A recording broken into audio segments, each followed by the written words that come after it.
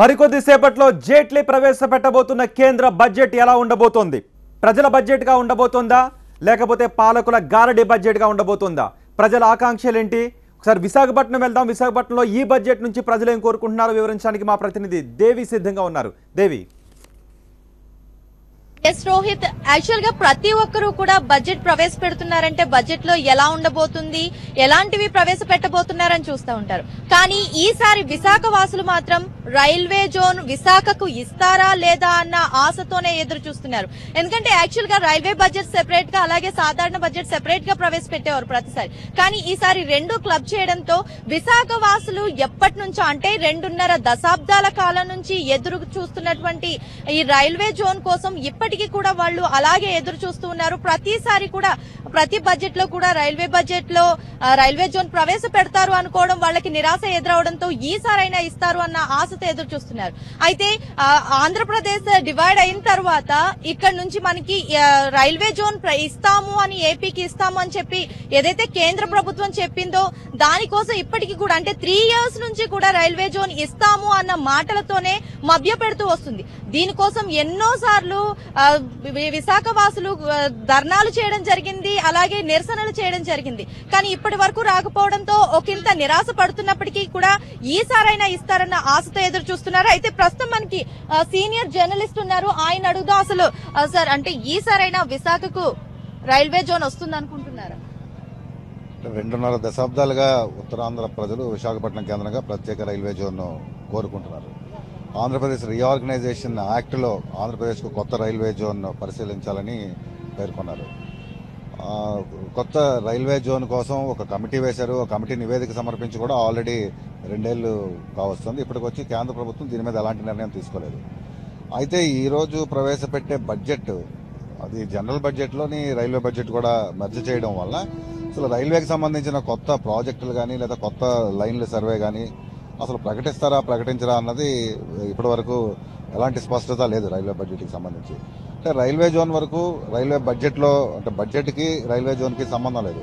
కనీసం ఈ బడ్జెట్ సమావేశాలైనా సరే రైల్వే జోన్ విశాఖపట్నం కేంద్రంగా ప్రత్యేక రైల్వే జోన్ ప్రకటిస్తారన్న ఆశతో ఈ ప్రాంతానికి చెందినటువంటి ప్రజలు ఉన్నారు.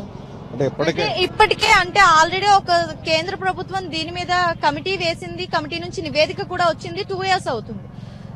ఇంత ఎక్కువ ఆదాయం వచ్చే వాల్తేరు డివిజన్ ని వదులుకోవడానికి ఈస్ట్ కోస్ట్ రైల్వే సిద్ధంగా లేదు అన్నది మనకు తెలుస్తూనే ఉంది. సో వాళ్ళు కూడా వరుస గవర్నమెంట్ చెప్పేది ఏంటంటే కేకే లైన్ మెయిన్ ఇంపార్టెంట్ ఆదాయ వనరుకి సంబంధించి ఈ కేకే లైన్ ని రాయగఢ్ కు సెపరేట్ అంటే డివైడ్ చేస్తే కనుక మేము యాక్సెప్ట్ చేస్తాము అని చెప్తుంది. మరి దాని మీద కూడా ఎందుకు ప్రభుత్వం ఆలోచించట్లేదు? అంటే గతంలోని అసలు 2002, 2003లో దేశంలో కొత్త రైల్వే జోన్లు ఏర్పడినాయి. అప్పుడు ఎలాంటి కమిటీలు వేయలేదు. అప్పుడు కేవలం ఇది రాజకీయ నిర్ణయం. జోనల్ హెడ్ క్వార్టర్ ఏర్పాటు చేయడం అన్నది అది ప్యూర్లీ పొలిటికల్ డెసిషన్. మిగతా ఈ కమిటీ రిపోర్టులు అన్నీ కేవలం కంటి తుడుపు చర్యలు మాత్రమే. అంటే మరింత ఆలస్యం చేయడానికి కమిటీలు వేశారు. గతంలో వేసిన కమిటీలు గతంలో జోన్లు ఏర్పడినప్పుడు ఎలాంటి కమిటీలు వేయలేదు. సో అలాగే కొత్త జోన్లు ఏర్పడినప్పుడు ఏ డివిజన్ని మొక్కలు చేయలేదు. డివిజన్ యాజ్ ఇట్ ఈజ్గా తీసుకెళ్లి విలీనం చేశారు.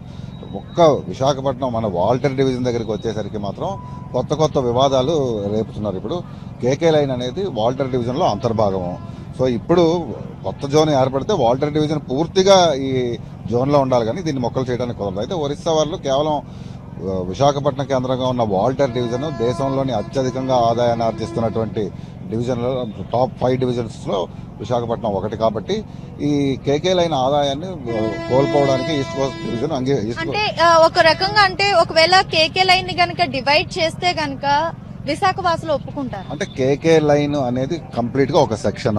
ఈ సెక్షన్ 2 జోన్ల మధ్య విభజించడం అనేది కుదరదు. ఈ కారణం చేత ఈ సాంకేతిక కారణం చేతనే ఇప్పటి వరకు ఈ జోన్ दोनों बातें हमें साथ साथ सोचनी पड़ेगी. एक दुखद घटना हमारे सामने है, मगर साथ ही साथ बजट एक कॉन्स्टिट्यूशनल थिंग और इसलिए बजट तो करना ही होगा. ये हमारे ऊपर एक प्रकार सा ऑब्लिगेशन हो, प्रेसिडेंशियल ऑर्डर से एक ऑर्डर होती है तो करना होता है और इसलिए अभी हम डिसीजन ले लेंगे. मगर शायद डिमाइज तो है, ऑबिचुअरी करेंगे, सब क्या करे कैसे करे प्रोसीजर वो अभी अंदर बैठ के हम डिसीजन ले लेंगे. Budget will be there.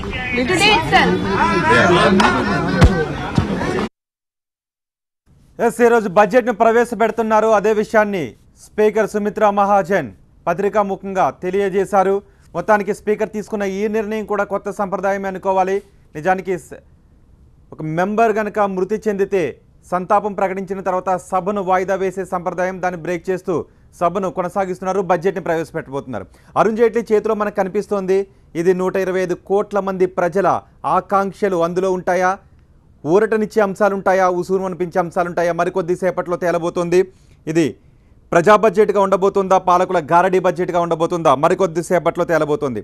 ఆ బాక్స్లో ఏముంది? వేతన జీవునికి ఇచ్చే వెసులుబాటు ఏంటి, రైతుకి ఇచ్చే భరోసా ఏంటి, నిరుద్యోగికి ఎలాంటి అభయాన్ని ఇవ్వబోతున్నారు, పారిశ్రామిక రంగానికి ఎలాంటి చేయూతనివ్వబోతున్నారు, ఖజానాన్ని నింపే మార్గాలేంటి, ఖర్చు చేసే విధానాలేంటి. మరికొద్ది సేపట్లో పార్లమెంట్లో ఆ అంశాలను అరుణ్ జైట్లీ పెట్టబోతున్నారు. అరుణ్ జైట్లీ పార్లమెంటుకు చేరుకుంటున్నారు. ఈసారి బడ్జెట్పై ప్రజలు చాలా అంచనాలు పెట్టుకున్నారు, చాలా ఆశలు పెట్టుకున్నారు. ఈ 2017-2018 బడ్జెట్పై నోట్ల రద్దు తర్వాత కుదేలైపోయిన రంగాలకు చేయూతనివ్వటానికి అరుణ్ జైట్లీ ఏ విధానాలను ప్రకటించబోతున్నారు, మరికొద్ది సేపట్లో మనకి ఆ విషయాలు తెలియబోతున్నాయి. పెదవి విరుపుల బడ్జెట్గా ఉండబోతోందా, లేకపోతే చిరునవ్వులు చిందించే బడ్జెట్గా ఉండబోతోందా, మరికొద్ది సేపట్లో మనకి తెలియబోతోంది. 125 కోట్ల మంది ప్రజలు ఆశగా ఎదురు చూస్తున్నారు అరుణ్ జైట్లీ చేతిలో ఉన్న ఆ బ్రీఫ్ కేస్ వైపు. బ్రీఫ్ కేస్ను తెరవగానే ఉసూరుమనిపించే బడ్జెట్ మన ముందుకు వస్తుందా, లేకపోతే ఊరటనిచ్చే బడ్జెట్ మన ముందుకు రాబోతుందా, మరికొద్ది సేపట్లో తేలబోతుంది. అరుణ్ జైట్లీ ప్రవేశపెట్టబోయే ఈ బడ్జెట్పై TV9 ప్రతి క్షణం విశ్లేషణను అందించబోతోంది.